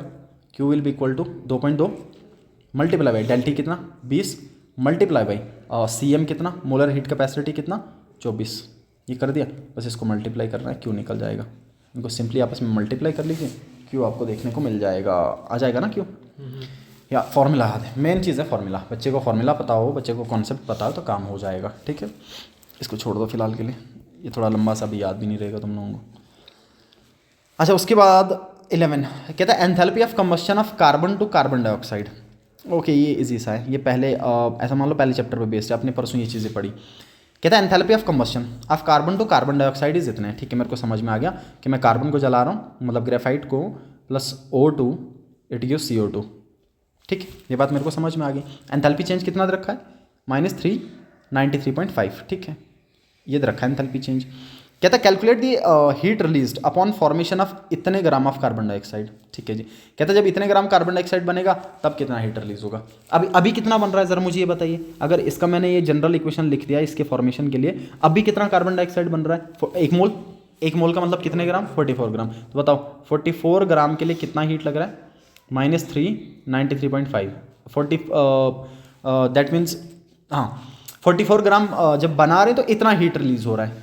ठीक है, आप बोलता 35.2 के लिए कितना होगा। सर पहले 1 के लिए निकाल लूँगा फिर 35.2 के लिए, तो बताओ 1 ग्राम के लिए कितना होगा, -393.5 अपॉन 44, तो फिर 35.2 के लिए कितना हो जाएगा। ये जो आ रहा है, ये जो भी आ रहा है इसको मल्टीप्लाई करूँगा किससे, 35.2 से मल्टीप्लाई कर दूँगा, हो जाएगा। सही है ना, ये सीधा सीधा, इसमें कोई दिक्कत नहीं है। अच्छा जी, ये बताइए मुझे, अब मैंने ऊपर सिखा दिया, आप ये कर सकते हो इजीली, बताना मेरे को। कहता है एंथैल्पी ऑफ फॉर्मेशन किस का, CO का, CO2 का, एंड 3-4 दे रखा उनका वैल्यू भी नीचे। इस इक्वेशन के लिए एंथैल्पी ऑफ रिएक्शन पूछा है, जरा बताइए एंथैल्पी ऑफ रिएक्शन कैसे निकालूंगा मैं। सर सारी एंथैल्पीज निकालने का फॉर्मूला होता है enthalpy of product minus enthalpy of reactant. बस एक जगह पे फॉर्मूला बदल रहा है, वो कहाँ पे, एंथैल्पी ऑफ फॉर्मेशन पे। वहाँ पे कितना होता है, रिएक्टेंट माइनस प्रोडक्ट हो। ये तो रिएक्शन पूछा है, रिएक्शन तो सीधा प्रोडक्ट माइनस रिएक्टेंट होगा। तो बताओ एंथैल्पी ऑफ रिएक्शन किसके बराबर, प्रोडक्ट माइनस रिएक्टेंट। बताओ प्रोडक्ट में क्या क्या है, N2O है, CO2 है। जरा बताओ N2O का वैल्यू दे रखा है क्या ऊपर, हाँ दे रखा है बिल्कुल। CO2 का भी दे रखा है, बिल्कुल दे रखा है। मुझे बताओ सिर्फ काम क्या करना है आपको, सिर्फ इतना करना है कि जो CO2 का वैल्यू दिया होगा उसको कितने से मल्टीप्लाई करना है, 3 से। तो मैं इक्वेशन बना देता हूँ, पुट करके सॉल्व कर सकते हैं। देखो ऐसा आएगा, ये आएगा जी एंथैल्पी कितना होगा N2O का, ऐसा लिख लेता हूँ मैं, ठीक है ना, H लिख लेता हूँ, डेल्टा छोड़ दीजिएगा। एंथैल्पी N2O का, ठीक है, इसमें कितना प्लस करूँगा मैं, एंथैल्पी ऑफ CO2, लेकिन इसको कितने से मल्टीप्लाई करूँगा, जो इसका वैल्यू दिया होगा 3 से, लिख लिया मैंने ये। उसमें से माइनस कितना करूँगा मैं, उसमें से माइनस करूँगा मैं एंथैल्पी ऑफ रिएक्टेंट्स। बताओ N2O4 का माइनस कर दूंगा, N2O4 का, ठीक है ना, और प्लस साथ में CO का, लेकिन कितने से मल्टीप्लाई करना पड़ेगा, सो 3 से करना पड़ेगा CO के एंथैल्पी को, CO का एंथैल्पी, ये बस ये इक्वेशन में पुट करने हैं वैल्यूज़, आ जाएगा। देखो N2O का कितना है, N2O का देख लूँगा मैं, तो N2O का तीसरे नंबर पे आएगा 81, फिर मैं लिखूँगा +3 इंटू CO2 का कितना दे रखा है, -393, वैल्यूज पुट करूँगा तो सॉल्व कर लेंगे, आंसर हो जाएगा, ठीक है ना। टू दी पॉइंट सवाल है, कोई टफ सवाल नहीं है। ये बताइए, ये तो देखते कर लेंगे आप। कहता जी ये इक्वेशन दे रखा आपके पास, ठीक है, देख लिया हमने। स्टैंडर्ड एंथैल्पी ऑफ फॉर्मेशन दे रखा है, स्टैंडर्ड एंथैल्पी ऑफ रिएक्शन दे रखा है स्टैंडर्ड कंडीशंस पे। कहता है स्टैंडर्ड एंथैल्पी ऑफ फॉर्मेशन बताइए। अब मुझे बताओ ये कितने मोल के लिए दे रखा है, 2 मोल के लिए। स्टैंडर्ड का मतलब कितने मोल के लिए निकालना है, 1 मोल के लिए, तो कितना आ जाएगा, इस ऊपर वाले का आधा है ना, हाफ आ जाएगा ना सिंपली, तो इसका कितना आ जाएगा, इसका हाफ आ जाएगा, डिवाइड बाई 2 कर लीजिए, आंसर हो जाएगा। ये भी सीधा सीधा सवाल है। हाँ ये बताओ, जो मैंने ऊपर सिखाया था ना आपको मीथेन का फॉर्मेशन, बिल्कुल वैसा सवाल है, इंपॉर्टेंट सवाल है, ये भी इंपॉर्टेंट सवाल है, बढ़िया सवाल। कहता है calculate the standard enthalpy of formation of methanol from following data. मुझे बताओ अगर आपको किसी का भी एंथैल्पी ऑफ फॉर्मेशन निकालना है तो पहली बात तो फॉर्मूला क्या होगा, रिएक्टेंट माइनस प्रोडक्ट, और दूसरी बात जिसका एंथैल्पी ऑफ फॉर्मेशन निकालना है पहले उसके लिए इक्वेशन बनाना पड़ेगा। जरा मुझे बताइए अगर मिथेनॉल का निकालना तो पहले मैं मिथेनॉल को बनाऊं तो सही, कहाँ से बनेगा, मिथेनॉल का मतलब CH3OH। जरा बताओ कहाँ कहाँ से बना होगा, ग्रेफाइट से, हाइड्रोजन से और ऑक्सीजन से, इसी के एलिमेंट से बना होगा ना, तो मैं क्या लिखूंगा, मैं लिख लूँगा ग्रेफाइट। एक हाइड्रोजन का स्टैंडर्ड स्टेट क्या होता है H2, कितने लग रहे हैं टोटल, 3 और 1 4, तो क्या लिखूंगा पीछे 2 टाइम्स, ठीक है ना, गैशियस फॉर्म में होता है ये ऑब्वियस है। प्लस ऑक्सीजन का स्टैंडर्ड स्टेट क्या होता है O2, ठीक है, कितने लग रहे हैं ऑक्सीजन जरा बताइए, एक ही लग रहा है, तो क्या करूँगा इसको आधा कर दूंगा। ये इक्वेशन आपको बनाना आना चाहिए, ठीक है ना, तो देख के हो जाएगा, जो दे रखा है उसी में जो एलिमेंट्स है उन्हीं को लिख लो स्टैंडर्ड स्टेट्स में, बस समझ में आ जाएगा क्या करना है। अब बताइए एंथैल्पी ऑफ फॉर्मेशन निकालना है, बताओ एंथैल्पी ऑफ फॉर्मेशन किसके बराबर, रिएक्टेंट्स माइनस प्रोडक्ट, बताओ रिएक्टेंट में क्या क्या है, अब तो इजी हो गया। रिएक्टेंट में एक तो आ गया ग्रेफाइट, बताइए ग्रेफाइट का वैल्यू दे रखा है क्या, हाँ बिल्कुल दे रखा है, देखिए ग्रेफाइट के लिए कितना वैल्यू दे रखा है -393 डाल दिया मैंने वैल्यू, ठीक है ना।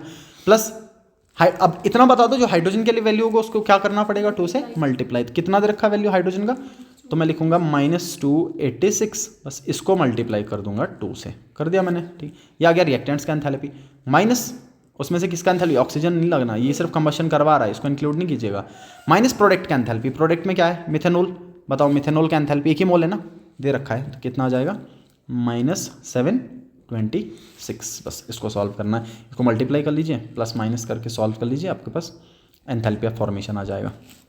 अच्छा एंथैल्पी ऑफ फॉर्मेशन एक और चीज़ मैं नोट करके लिख लेता हूँ, ध्यान रखना सर, जो भी एंथैल्पी आप निकालेंगे ना किसी भी तरह का एंथैल्पी, वो प्लस भी हो सकता है माइनस भी हो सकता है, लेकिन जब आप एंथैल्पी ऑफ कंबशन निकालेंगे, एंथैल्पी ऑफ कंबशन ये हमेशा नेगेटिव होता है, क्यों, क्योंकि कंबशन का मतलब जला रहे हैं ना, और जलाते टाइम हमेशा एनर्जी लिबरेट होगा। देखो इधर जितने भी वैल्यूज दे रखे हैं ये सब के सब नेगेटिव हैं, क्यों, क्योंकि सब के सब एंथैल्पी ऑफ कंबशन से, और एंथैल्पी ऑफ कंबशन हमेशा कैसा हो जाता है नेगेटिव हो जाता है, ये बात ध्यान में रखना। बाकी सारे प्लस भी हो सकते हैं माइनस भी हो सकते हैं, लेकिन एंथैल्पी ऑफ कंबशन हमेशा माइनस होता है, it is always exothermic, it is always exothermic in nature. बाकी फॉर्मेशन प्लस माइनस दोनों हो सकते हैं, हाँ बट जब माइनस हो तब ज़्यादा बेहतर काम है कि एंथैल्पी ऑफ फॉर्मेशन के टाइम पे एनर्जी रिलीज हो रहा है, तब थोड़ा कंपाउंड आपका स्टेबल बनेगा, वो एक अलग बात है। अच्छा उसके बाद 15 क्वेश्चन ये बोलता है, कहता है calculate the enthalpy change for the process, ठीक है, एक प्रोसेस दे रखा है ये, इसके लिए एंथैल्पी चेंज निकालना है आपको, ठीक है, ओके। सेम तरह का सवाल एक और आपको एग्जाम्पलर में मिलेगा जहाँ पे एंथैल्पी ऑफ एटोमाइजेशन दे रखा होता है और आपको बॉन्ड एंथैल्पी निकालना होता है। देख लेते हैं आपको कैसे करना है, देखिएगा मुझे बताइए एंथैल्पी चेंज कैसे निकालते हैं आप, एंथैल्पी चेंज का मतलब एंथैल्पी ऑफ रिएक्शन, बताइए एंथैल्पी ऑफ रिएक्शन किसके बराबर होगा, एंथैल्पी ऑफ रिएक्शन बराबर होगा enthalpy of products minus enthalpy of reactants. बताओ प्रोडक्ट में क्या है, सब चीज़ें दी है बस पुट करना है, बताओ प्रोडक्ट में क्या दे रखा आपको, कार्बन कितना है इसका, ग्रेफाइट का कितना दे रखा है, वैल्यू देखना पड़ेगा, ग्रेफाइट का ये दे रखा है, एक ही मोल लग रहा है, ये वैल्यू दे रखा है, तो मैं कितना लिखूंगा 715, ठीक है आ गया। प्लस कितने क्लोरीन लग रहे हैं, बहुत इंपॉर्टेंट, 4 लग रहे हैं। अब देखना सवाल, मुझे बताओ यहाँ कितने क्लोरीन्स के लिए वैल्यू दिया है, 2 के लिए ऑलरेडी दे रखा है, तो मतलब मुझे सिर्फ कितने से मल्टीप्लाई करना है 2 से, यहाँ से धोखा नहीं खाना कि 4 से मल्टीप्लाई कर दूँ, 4 से नहीं, क्योंकि वो Cl दिया होता फिर 4 से कर देता, अभी तो Cl2 दे रखा है, तो मैं क्या करूँगा सिंपली 2 इंटू कितना दे रखा वैल्यू अपना 242 लिख दिया मैंने, ये आ गया किसका प्रोडक्ट्स का। बताओ इसमें से माइनस क्या करूँगा मैं, रिएक्टेंट्स की वैल्यूज बताओ, रिएक्टेंट में क्या दे रखा है CCl4 गैशियस फॉर्म में, ठीक है, लेकिन सर गैशियस फॉर्म में ले जाने के लिए ये पूरा काम हुआ होगा, एक्चुअली में CCl4 के 2 वैल्यूज दिए गए हैं, बताइए एक आपका एंथैल्पी ऑफ फॉर्मेशन इसका दे रखा है, दूसरा एंथैल्पी ऑफ वेपोराइजेशन दे रखा है। पहले अपने को इसको बनाना है और उसके बाद वेपोराइज करके गैशियस में लेके जाना है, इसका मतलब जो ये दोनों वैल्यूज दे रखी है मुझे दोनों वैल्यूज को क्या करना पड़ेगा प्लस करना पड़ेगा, बस इतना सा काम आपको करना है, जो 2 वैल्यूज दे रखे हैं उन दोनों को प्लस करना है। तो मैं क्या करूँगा, मैं लिखूंगा 30.5 प्लस, लेकिन ये साथ में किस में माइनस में, साइन नहीं भूलना, -135.5 ये कर देना मैंने, ठीक है ना, बात समझ में आई कैसे किया मैंने, दोबारा देखिएगा। सवाल में सिंपली आपको करना है प्रोडक्ट्स की एंथैल्पीज माइनस रिएक्टेंट की एंथैल्पीज, आपने कार्बन ग्रेफाइट का पुट कर लिया वैल्यू, ठीक है, क्लोरीन के 4 दे रखे थे, 2 का वैल्यू दे रखा है, आपको मल्टीप्लाई बाय 2 ही करना था, वो भी मैंने कर दिया।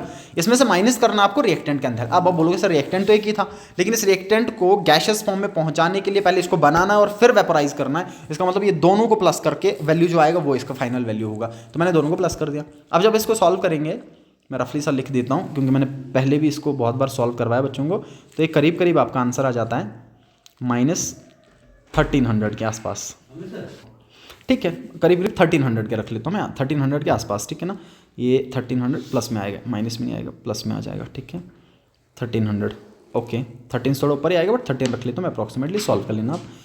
अच्छा ये आ गया आपका एंथैल्पी, ये एंथैल्पी ऑफ रिएक्शन आया। अब सुनना आगे ध्यान से, अब मज़े वाली बात देखिए, अब आगे क्या दे रखा है, एक और सवाल साथ में पूछ रखा है, ये कभी कभार बच्चे पढ़ते ही नहीं है, सवाल अधूरा पढ़ लेते हैं, ये भी सवाल में है। कहता है जी calculate the bond enthalpy of CCl bond. आपको C और Cl बॉन्ड एंथैल्पी निकालना है। मुझे बताओ ये जो CCl4 दे रखा था, क्या ये CCl4 ऐसा नहीं होगा? कार्बन और क्लोरीन के बीच में कितने बॉन्ड होंगे? 4। अब बताइए इसका एंथैल्पी ऑफ फॉर्मेशन इतना निकल गया, इसका एंथैल्पी चेंज इतना आ गया। अब मुझे बताओ अगर इसके लिए एंथैल्पी चेंज इतना आया तो एक बॉन्ड को मतलब टोटल जो चेंज लाया आपने इस टोटल बॉन्ड को तोड़ने में इतना लगा था, तो एक को तोड़ने में कितना लगा होगा? सो एंथैल्पी बॉन्ड एंथैल्पी बराबर हो जाएगा इतने वैल्यू डिवाइडेड बाई 4 आएगा ना।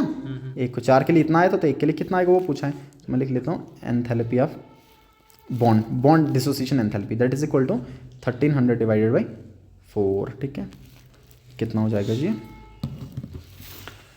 कितना आएगा? 300 समथिंग, क्यों 4 3 1200 होता है ना, 326 के आसपास आ जाएगा आंसर आपका। ठीक है, ओके। अच्छा ये बताइए कहते हैं एक आइसोलेटेड सिस्टम है जिसका डेल यू 0 है। ठीक है, कोई आइसोलेटेड सिस्टम आपके पास है जिसके लिए del U internal energy change 0 है। कहता है डेल एस क्या होगा? डेल एस तो पॉजिटिव होगा।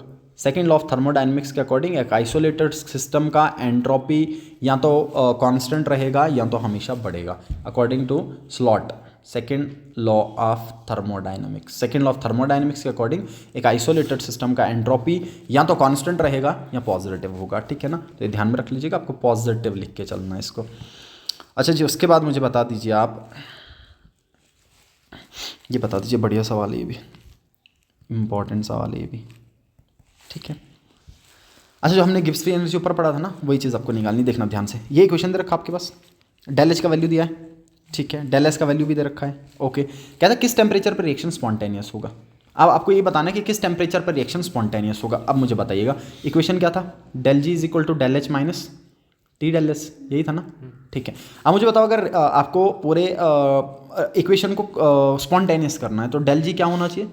Del ji should be less than 0 ना, नेगेटिव होना चाहिए। मैं लेस देन 0 लिख लेता हूँ ऐसा। ठीक है, बताओ अगर ये लेस देन 0 है तो इसका मतलब ये अगले वाला भी तो लेस देन 0 होना चाहिए क्योंकि ये दोनों बराबर हैं। तो क्या मैं ऐसा नहीं लिख सकता that del H minus T del S should be less than 0? लिख सकता हूँ मैं। ठीक है, अब मुझे बताइए इसको आगे लेके जाऊँगा मैं माइनस टी डेल एस को, तो क्या हो जाएगा? टी डेल एस ऐसे होगा। इसका मतलब T del S should be greater than del H, T del S should be greater than del. अच्छा टी यहीं पे रखूँ तो क्या आ जाएगा?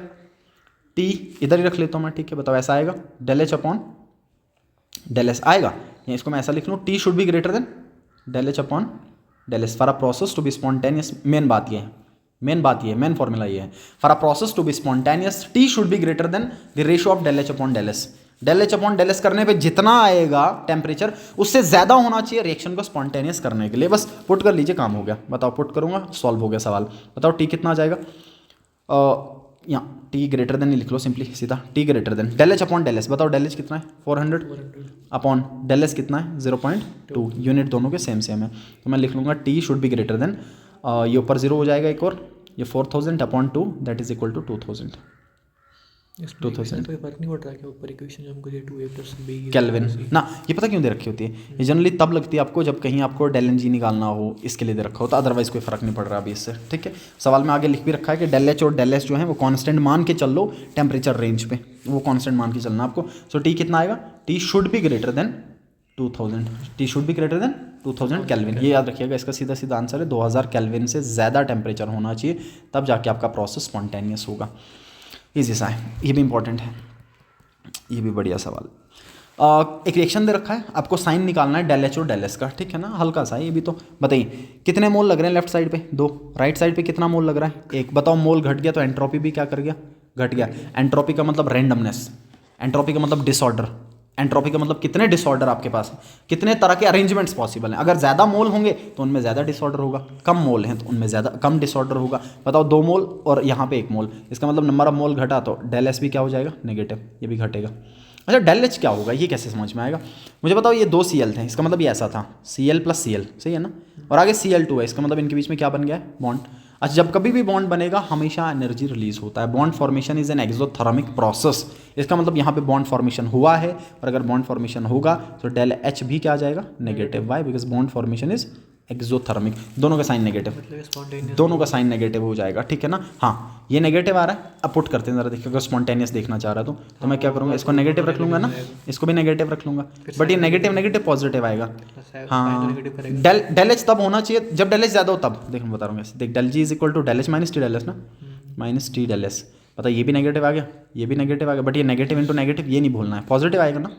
हाँ मतलब ये अगर ज़्यादा होगा ना तब, इसका मतलब डेल एच का वैल्यू अगर डेल एच से ज़्यादा हो जाए तब स्पॉन्टेनियस हो जाएगा ये रिएक्शन, ठीक है। फिर डिपेंड करता है कि कैसा होना चाहिए, क्योंकि अब बीच वाले साइन को भी तो देखना, या मैं इसको ऐसे भी दिखा सकता था तेरे को, देख del G is equal to del H minus T del S, ये भी नेगेटिव ये भी नेगेटिव, बट ये नेगेटिव इंटू नेगेटिव पॉजिटिव हो जाएगा, ठीक। अब अगर ऐसा हो जाए कि ये पॉजिटिव वाली वैल्यू कम हो जाए, तो कम कैसे होगी, मैं टेम्परेचर को कम कर लेता हूँ, लो टेम्परेचर पे स्पॉन्टेनियस हो जाएगा, वो सेम ही बात होगी कि इस वाले को बढ़ा दिया मैंने, तब स्पॉन्टेनियस हो जाएगा, ठीक है। ये वाला देख लीजिएगा, ये भी सेम सवाल है। सवाल में आपको ये पूछा गया कि डेल जी निकालना आपको, ठीक है, और प्रेडिक्ट करना कि रिएक्शन स्पॉन्टेनियस होगा या नहीं। हाँ डेल जी नेगेटिव आया तो स्पॉन्टेनियस हो जाएगा, नहीं आया तो नहीं होगा, ठीक है। अच्छा डेल जी निकालने के लिए क्या करना पड़ेगा sir, del G will be equal to del H minus T del S, अपने को पता है यही फॉर्मूला होगा, ठीक है ना। अब सवाल में डेल एच दे रखा है, ठीक है, जो डेल एच तो मेरे को मिल गया, लेकिन सवाल में डेल एच दे ही नहीं रखा, इसका मतलब मुझे पहले डेल एच निकालना पड़ेगा, डेल यू दिया है पहले डेल एच निकालना पड़ेगा, तो सवाल में थोड़ी और चीज़ें दे रखी है, बताओ डेल एच किसके बराबर, अभी देखा था del U plus del N G R T, सही ऐसा करना पड़ेगा। तो del H is equal to del U का वैल्यू कितना, -10.5 किलो जूल, ठीक है ना। अभी ध्यान में रखना, लेकिन ये किलो जूल में है और अगले वाले यूनिट जूल में है, तो मतलब कन्वर्जन तो ज़रूरी है, आपको यूनिट ख्याल रखना, खास ख्याल रखना है यूनिट्स का। प्लस डेल एन जी यहाँ से समझ में आ जाएगा, डेल एन जी किसके बराबर होता है, प्रोडक्ट मोल माइनस रिएक्टेंट मोल, बताओ प्रोडक्ट में कितने मोल है 2 और रिएक्टेंट में कितने मोल है 2 और 1 3, तो डेल एन जी कितना हो जाएगा -1 आएगा ना। तो मैं लिख लूँगा यहाँ पे plus into -1 multiply by R का वैल्यू दे रखा नहीं, तो 8.314 लिखेंगे, कितना 8.314, ये होता है यूनिट इसका, देखना आर की वैल्यूज़ मैं लिख लेता हूँ, आर की वैल्यू जो आपको लगनी है ना वो है 8.314 joule kelvin inverse mole inverse, एक वैल्यू आपको याद रखना है, यूनिट देख के समझ में आ जाएगा, जूल में लेना है। और अब अगर ना दे रखा तो फिर आपको खुद भी बोल देगा कि 2 कैलोरीज ले लीजिए, कैलोरीज में 2 हो जाता है, कैलोरीज में 2, वॉल्यूम के टर्म्स में यहाँ पे लगना नहीं है थर्मो में, अदरवाइज वॉल्यूम के टर्म में आपका वैल्यू हो जाता है 0.0821, लेकिन यहाँ पे नहीं लगना है अभी, ये आ जाएगा, ठीक है। अब बताओ इसका यूनिट था जूल और डेल यू का यूनिट है किलो जूल, तो मेरे को इसको किलो जूल में कन्वर्ट करने के लिए क्या करना पड़ेगा सर, अगर जूल से किलो जूल करना है कन्वर्ट तो डिवाइडेड बाई 1000 करना पड़ेगा, और वह 1000 ऊपर लेके आ जाऊँ तो क्या बनेगा 10 की पावर -3, ये मैंने क्यों किया, अभी क्यों कर रहे हो, नहीं ये किस में था, अच्छा किलो जूल में है ना, ठीक है, तो मैं इसको भी क्योंकि ये जूल में है तो मैंने किलो जूल में कन्वर्ट कर लिया, ठीक है ना। फिर अगले वाले में देख लेंगे, जब अगले में पुट करेंगे फिर वहाँ पे चेंज कर लेंगे, ठीक है। मल्टीप्लाई बाय टी, टेम्परेचर कितना दे रखा है, टेम्परेचर आ गया आपका नहीं दे रखा तो स्टैंडर्ड लेना पड़ेगा, स्टैंडर्ड कितना होता है 298, ठीक है। इसको हम सॉल्व करेंगे, देखना इसको सॉल्व करने के बाद क्या मिलेगा मुझे बताइए, डेल एच का वैल्यू मिलेगा ना, इसको सॉल्व करने के बाद बताओ डेल एच का वैल्यू कहाँ पे पुट करना है, यहाँ पे, टी का वैल्यू फिर से 298 और डेल एस का वैल्यू ये, अब बताओ फर्क कहाँ पे आएगा सर, डेल एस का जो वैल्यू होगा वो दे रखा है जूल में, और जो डेल एच का वैल्यू अपने पास आएगा वो आएगा किलो जूल में, आपको बस यूनिट चेंज करना पड़ेगा फिर, ठीक है। तो एक काम करिएगा, जूल को किस में कर लीजिएगा, किलो जूल में, आंसर बना लेना फिर, ठीक है। इसको पुट करके वहाँ पे सॉल्व हो जाएगा, ये कोई ज़्यादा लंबा बात नहीं, इतना सा टास्क मैं आपके लिए रख लेता हूँ, ये हल्की है 2 मिनट का सवाल नहीं ये तो। अच्छा जी, अब उसके बाद जब आपने डेल जी देखा ना, तो अब आपको डेल जी का एक रिलेशन याद रखना है, del G versus equilibrium constant, del G versus equilibrium constant आपको याद रखना है, ठीक है। तो del G will be equal to -2.303 nRT log के इक्विलिब्रियम या इक्विलिब्रियम कांस्टेंट, ये है डेल जी और इक्विलिब्रियम कांस्टेंट का रिलेशन, ये रिलेशन आपको याद रखना है, कभी कभी इससे सवाल बन जाता है, ठीक है ना। ये सवाल इस पे भी मिलेगा आपको और एग्जाम्पलर पे भी इसके रिलेटेड सवाल दिया होता है। अच्छा डेल जी बराबर -2.303 nRT लॉग के इक्विलिब्रियम या लॉग के सी या लॉग कांस्टेंट, ऐप इसको 2-3 तरीके से पढ़ते हैं आप, देखना आप सवाल में क्या दे रखा है। कहता है जी इक्विलिब्रियम कांस्टेंट रिएक्शन का है 10, ठीक है, मेरे को समझ में आ गया, इक्विलिब्रियम कांस्टेंट का वैल्यू दे रखा है 10, ठीक है। कहता है what will be the value of del G naught, del G naught का वैल्यू निकालना है, बताइए डेल जी नॉट का वैल्यू आपको निकालना है, तो ये फॉर्मूला पुट करूंगा मैं, बताओ कितना आ जाएगा, del G naught is equal to -2.303 N mole दिया नहीं ना, तो एक ही होगा, आर का वैल्यू दे रखा है, हाँ 8.314 लेना है मेरे को, मल्टीप्लाई बाई टेम्परेचर भी दे रखा है 300 इनटू लॉग सेम फॉर्मूले का क्यू की जगह पे, ये के की जगह पे कितना पुट करूंगा 10, ये वैल्यू 10 दे, बताओ लॉग 10 किसके बराबर, 1 के बराबर, लॉग 10 आ गया 1 के बराबर, ये दे रखा है ना सवाल में, ये रिएक्शन इस टाइम ये आ गया फॉर्मूला, इक्विलिब्रियम कांस्टेंट, हाँ ये आ गया ना फॉर्मूला। इक्विलिब्रियम कांस्टेंट का वैल्यू 10 दे रखा है तो मैंने पुट कर लिया, log 10 1 के बराबर हो जाता है। फिर मेरे पास क्या बचा, सिर्फ ये और ये, इनको आपस में मल्टीप्लाई करना, आंसर हो गया। सही है, अगले वाले से कोई मतलब नहीं। log 10 1 के बराबर, log 10 1 के बराबर, तो ये पिछले वाले को मल्टीप्लाई करके आंसर आ जाएगा। ठीक है, ऐसा हो जाएगा जैसे मान ले 8 3 24, 2400 और फिर 2 करेगा तो ये 5200 के आसपास आ जाता है। किलो जूल में कन्वर्ट करने के लिए डिवाइडेड बाय 1000 कर लेना, करीब करीब -52 किलो जूल के आसपास आ जाएगा, या 50 किलो जूल के आसपास रख लेता हूँ मैं। ठीक है ना, अप्रॉक्सीमेशन लगा के आंसर बन जाएगा आपका। बढ़िया सवाल है ये भी, ठीक है, टू द पॉइंट सवाल है, कोई टफ सवाल नहीं है। ये बताइए, ये हल्का है। थर्मोडायनेमिक स्टेबिलिटी आपको कमेंट करनी है बस। देखो एक ऐसे आप ध्यान में रख सकते हो, मैं आपको बता देता हूँ। आपको बस इतना याद रखना है, मान लीजिए आपने लिख रखा है यहाँ पे एंथैल्पी वर्सेस रिएक्शन प्रोग्रेस, और सपोज कर लो मैंने ऐसा लिख दिया, ये रिएक्टेंट है मेरा और ये प्रोडक्ट है, ये मैंने रिएक्टेंट लिखा और ये प्रोडक्ट लिखा। अगर तो एंथैल्पी चेंज नेगेटिव है, इसका मतलब जिसका, इतना याद रखो कि जिसका एनर्जी कम, जिसका एंथैल्पी कम वो स्टेबल। मैं ऐसा लिख लेता हूँ, stability is inversely proportional to energy, stability is inversely proportional to enthalpy. इतना याद रख लो बस, एंथैल्पी। ठीक है, बताओ यहाँ पे एंथैल्पी नेगेटिव है, यहाँ पे एंथैल्पी पॉजिटिव। अब NO की बात, इन NO पे कमेंट करना है आपको। ठीक है, बताइए NO बन रहा है यहाँ पे, और NO के बनने के टाइम पे एंथैल्पी चेंज पॉजिटिव है, इसका मतलब यहाँ पे NO स्टेबल नहीं है, तो यहाँ पे क्या हो गए, अनस्टेबल। ठीक है ना, नीचे NO2 बन रहा है। ठीक है, यहाँ NO2 का फॉर्मेशन ज़्यादा फेवरेबल है, यहाँ NO2 का फॉर्मेशन ज़्यादा फेवरेबल है, लेकिन आपको NO पे कमेंट करना था। ठीक है ना, बताओ यहाँ पे नेगेटिव चल रहा था, यहाँ पे मैं लिखूंगा सिंपली ये इक्वेशन के लिए स्टेबल बात है, NO2 स्टेबल। नेगेटिव और पॉजिटिव साइन देख के आप बता सकते हैं। अच्छा ये बता दीजिए एंट्रोपी चेंज। अब आपको एंट्रोपी चेंज का फॉर्मूला पता होना चाहिए, del S is equal to Q reversible upon T. बताओ ऐसा ही फॉर्मूला आपने हीट कैपेसिटी में भी देखा था, बस वो था क्यू अपॉन डेल टी, वहाँ चेंज इन टेम्परेचर है, यहाँ पे पर्टिकुलर टेम्परेचर है कि एक पर्टिकुलर टेम्परेचर पे सिस्टम जितना हीट एब्जॉर्ब कर सकता है रिवर्सिबली, उसको हम एंट्रोपी कहेंगे, जो रैंडमनेस को बढ़ाता है। ठीक है ना, और आपको पता है रैंडमनेस गैसेस सबसे ज़्यादा, उससे कम आपके लिक्विड्स हो जाएंगे और उससे कम सॉलिड्स हो जाते हैं। ठीक है, डेल एस निकालना है, del S is equal to Q reversible upon T, बस इतना पुट करना आपको। अब देखना ध्यान से, कहता आपको सराउंडिंग का निकालना है, मगर किसका निकालना है, सराउंडिंग। और सवाल में दे रखा है, कहता है 1 मोल ऑफ वाटर बन रहा है अंडर स्टैंडर्ड कंडीशंस, और ये एंथैल्पी ऑफ फॉर्मेशन दे रखा है। अब मुझे बताइएगा ध्यान से, एट कांस्टेंट प्रेशर, ये मैंने ऊपर भी लिखा है, आपको दोबारा लिखना है, कांस्टेंट प्रेशर पे डेल एच बराबर होता है क्यू पी के, बस ये बात याद रख लीजिए। इसका मतलब मैं इसमें इतना भी पुट करके लिख सकता हूँ, डेल एच अपॉन टी, ये याद रखना आपको main, del S is equal to del H upon T. ठीक है, बताओ पुट करूँगा, बताओ डेल एस किसके बराबर आएगा, मैं डेल एस ऑफ सिस्टम निकालूंगा, सिस्टम का एंट्रोपी -286 अपॉन टेम्परेचर तो दिया नहीं है तो स्टैंडर्ड लेना पड़ेगा, वो कितना होगा 290 है। ठीक है, अब मुझे बताना, ये दे रखा किलो जॉल में, मैं जॉल में कन्वर्ट कर लेता हूँ वरना वैल्यू कम आ जाएगा, तो कितने से मल्टीप्लाई करना पड़ेगा, 1000 से। ठीक है, ये आएगा मेरे पास वैल्यू, ये आएगा वैल्यू सॉल्व करने के बाद। ठीक है ना, -960 के आसपास, -960। ठीक है ना, ये आ गया एंट्रोपी चेंज सिस्टम का। अब सवाल सुनना क्या था, आपको निकालना था सराउंडिंग का, आपको सराउंडिंग का निकालना, ये सिस्टम का है। बताओ अगर सिस्टम का इतना तो सराउंडिंग का कितना होगा, इतना ही होगा, बस साइन क्या हो जाएगा पॉजिटिव, तो कितना आएगा 960 आ जाएगा। ठीक है, सामने यूनिट्स लिख लीजिए, किलो जूल में, किलो जूल पर केल्विन है ना, डेल एच अपॉन टी पर kelvin, kelvin inverse. Kilo joule में, अच्छा जूल में कन्वर्ट किया ना हमने, हाँ ये जूल में कन्वर्ट कर लिया हमने, तो इतना जूल, या अब चाहें तो 1000 से डिवाइड करके वो भी कर सकते हैं हम, वो 0.96 आएगा फिर जूल केल्विन इनवर्स, ये हो जाएगा सराउंडिंग का एंट्रोपी चेंज। ठीक है, ये आ जाएंगे आपके एक्सरसाइज के सारे सवाल। अब इसमें एक आध चीज़ें मैं और आपको बता देता हूँ जो ऊपर मिलेंगे, थोड़ी सी बातें कुछ और, ये बता दो मेरे को देख के। आपको प्रेडिक्ट करना है, नीट में सेम सवाल आया एक बार डायरेक्टली यहीं से, आपको प्रेडिक्ट करना है एंट्रोपी चेंज क्या होगा, इंक्रीज होगा डिक्रीज होगा, पॉजिटिव नेगेटिव बताना सिर्फ मुझे। कहता है लिक्विड क्रिस्टलाइजेज इनटू सॉलिड, बताओ लिक्विड से सॉलिड बन रहा है तो एंट्रोपी चेंज क्या होगा, ऑब्वियस है घटेगा ना, तो घटने के लिए क्या लिखूंगा मैं, negative, del S is negative.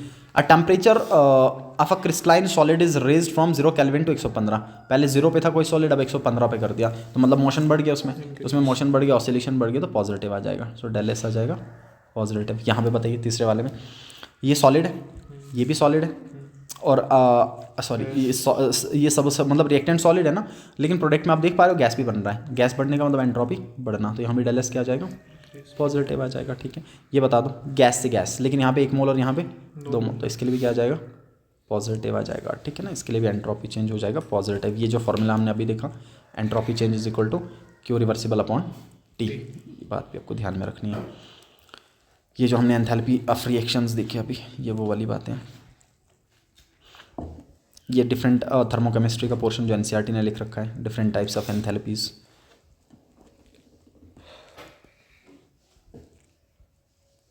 ऊपर वाले क्वेश्चंस भी अब देख लेना फिर, ठीक है ना। 2 इंपॉर्टेंट नीचे वाले हैं, उसमें सारे कॉन्सेप्ट आ गए।